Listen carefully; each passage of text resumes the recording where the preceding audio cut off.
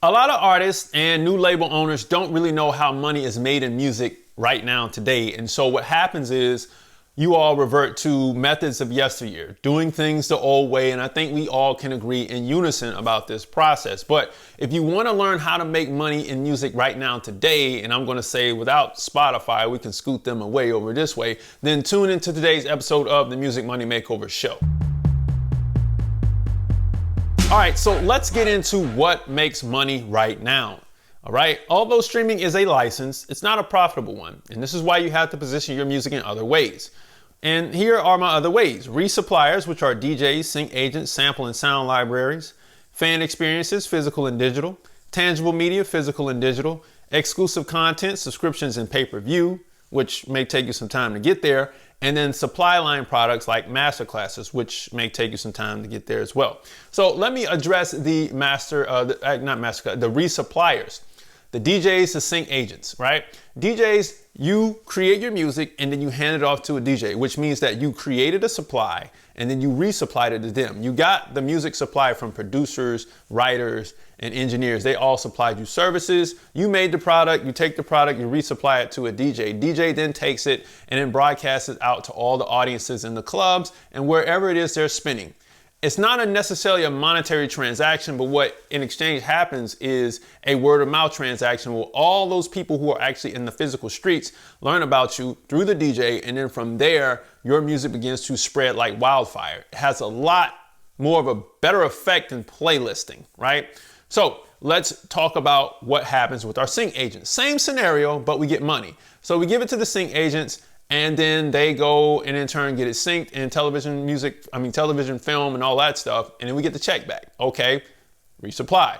Same thing with sample libraries and sound libraries. We can break apart our tracks. We can offer certain segments and we give it to the library exclusively from us. And then they sell it to other producers who want to use some of the sounds that we had. And then we get a check for that. See how that works? So it's a creative way to make money from your music, strictly only music only. Then we can create a fan experience from the music, whether we have listening parties, virtual listening sessions with Q&As, or if we have, of course, the show itself. It can all happen. With the tangible media, we got vinyl albums, CDs if you want to sell them, but not many people purchase CDs, but they're still out there and people still buy them, right? You can have, let's say, a poster of the artwork of the album alone, because this is what a lot of people want. And you take that and you sell the digital download where people can go print it off themselves at a printer, or you can just straight up sell them the poster that's already pre-printed, right? There's so many ways that you can make money on the derivatives of music. On top of that, you have your subscription-based services, which will take a while for you to get used to actually making a community because it has to be moderated. But there is money there and people do get rich off these communities. I'm not lying to you. And then the last thing with this process is this: supply line products.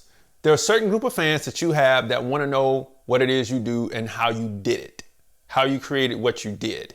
Those are the musician fans, the artists who want to be artists. And you can sell to them your process of how you did it.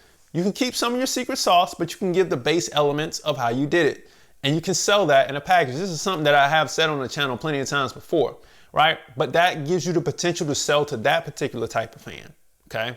Now, let's keep going. Streaming, where money is made later. Streaming is a byproduct of creative awareness and breeding curiosity about your music and talent. Follow me now.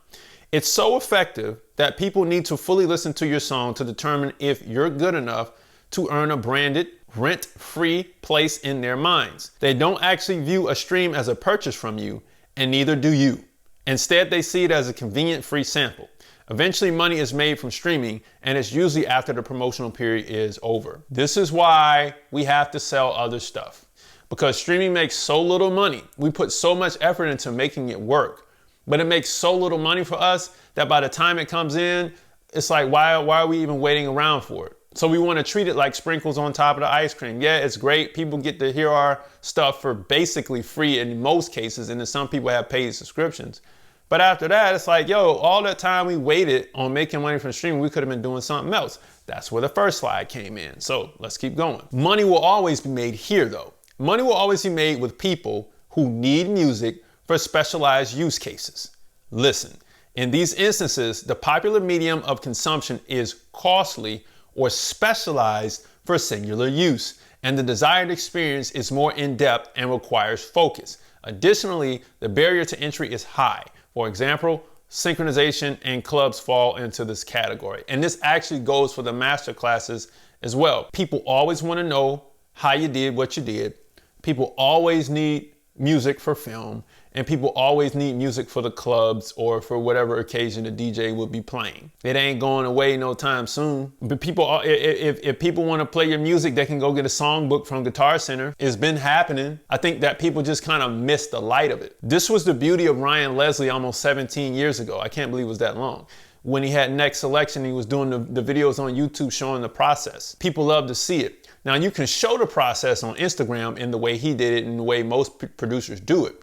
But then when you turn around and say, this is how I did it versus this is what I'm doing on social media and you're getting entertained, then it becomes this is how I did it. This is the verb I selected, the delay, the gate, the compression, all this stuff. It's a different ball game.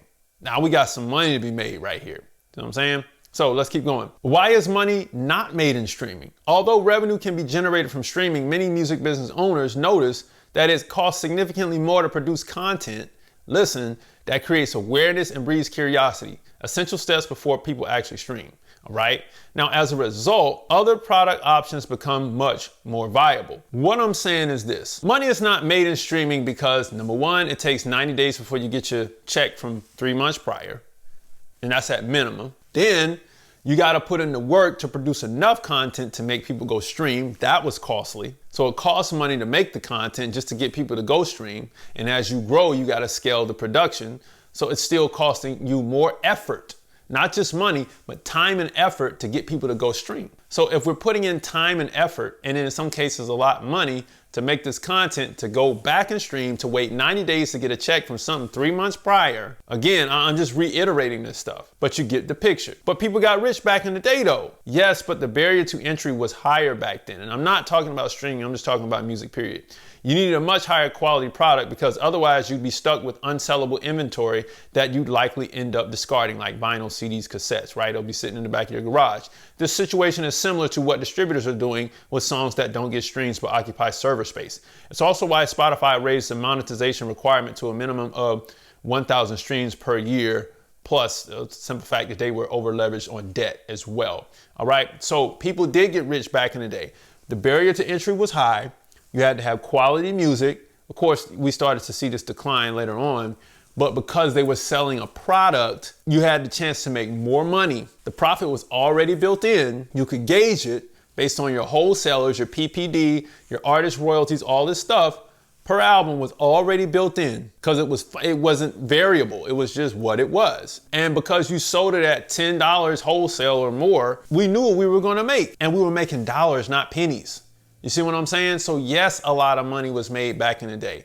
We're not selling anything tangible because people said, hey, look, I just want the music. I don't necessarily want the CD. We took that away. Well, hey, man, I want the hottest songs. I don't necessarily want the whole album. We went to iTunes. Well, hey, look, why do I have to pay this if I'm just getting it digitally anyway? Shouldn't I just be able to stream the whole iTunes store? Apple Music and Spotify came on deck, right?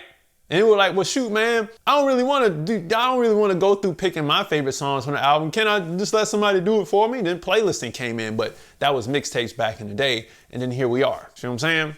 Let's keep going. Well, how will we make money in the future? Money will always be made, listen to this, when customers seek more value for their experience as cheaply and as easily as possible. Keep your eyes peeled for emerging platforms that allow you to either sell your music at a premium or distribute it for innovative new use cases. You're looking for new platforms, not social media platforms per se, but a new way to sell. So imagine this. If you dropped an album and you wanted to sell vinyl and you sold it through the TikTok shop and you had a buzzing TikTok page and people just had to click the link through the TikTok shop and get it, of course you'll have it available on your website. You do a limited run, $40 a pop, 100 records, you know what I'm saying? You get what I'm saying? That's $4,000. It costs you $1,000 or $1,200 to make the record. You walk away with, what is that? $2,800 in profit on 100 records. And you did it through the TikTok shop. That was the innovation.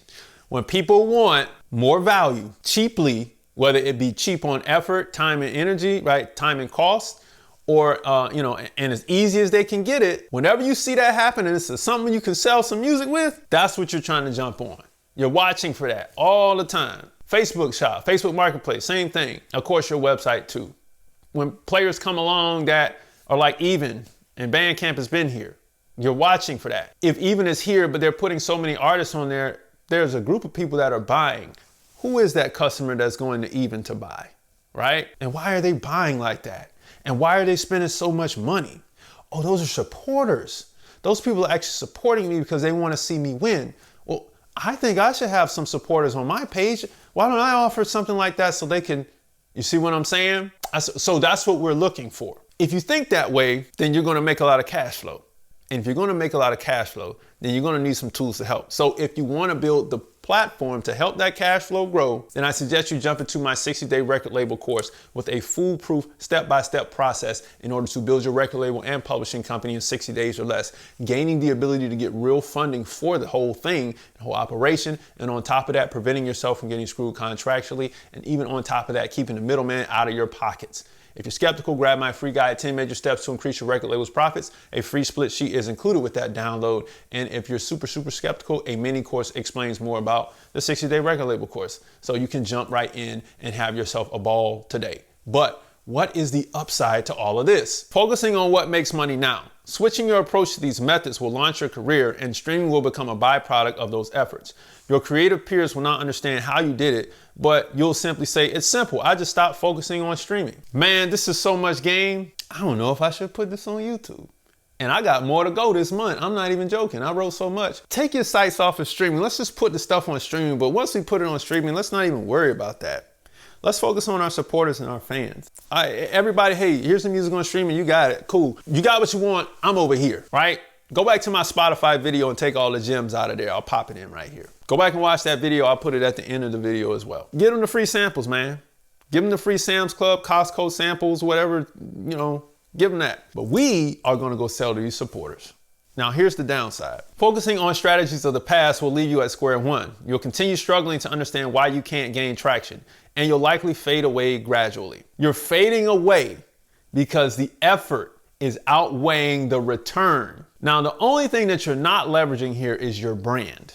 That's how you're going to make more money, but that's a topic for another day. If we specifically focus on music, there's a group of people that will allow us to make an additional $5,000, $10,000 a year on physical product as we're growing. Eventually that number transforms into a six-figure number. But when we're just getting started, you're popping in easy at $5. If you can move 100 pieces of product and turn 4 figures, easy. If you got 10,000 followers, you can flip something to make 2 to 3 grand. Every 3 months, you can flip something to make 2 to 3 grand. Listen to the words that I'm saying. If you got 10,000 followers, every 90 days, you can develop a musical byproduct from your project or albums to flip into 2 to 3 grand in profit every 90 days. You just got to be creative enough to do it. Now, streaming will be the sprinkles on top. Your publishing money will be the sprinkles on top, but you got to put in the work. So, Music Money Makers, if you make music, you should always make money. Log on to musicmoneymakeover.com. Jump into the 60-day record label course beneath this video right now today. Grab the free stuff, smash the like button, book a call on musicmoneymakeover.com, and I'll see you next time. Peace.